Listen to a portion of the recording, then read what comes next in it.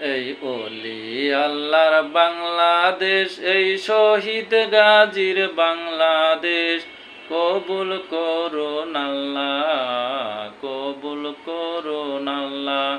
এই ওলি আল্লাহর বাংলাদেশ, এই শহীদ গাজীর বাংলাদেশ, কবুল করুন আল্লাহ, কবুল করুন আল্লাহ।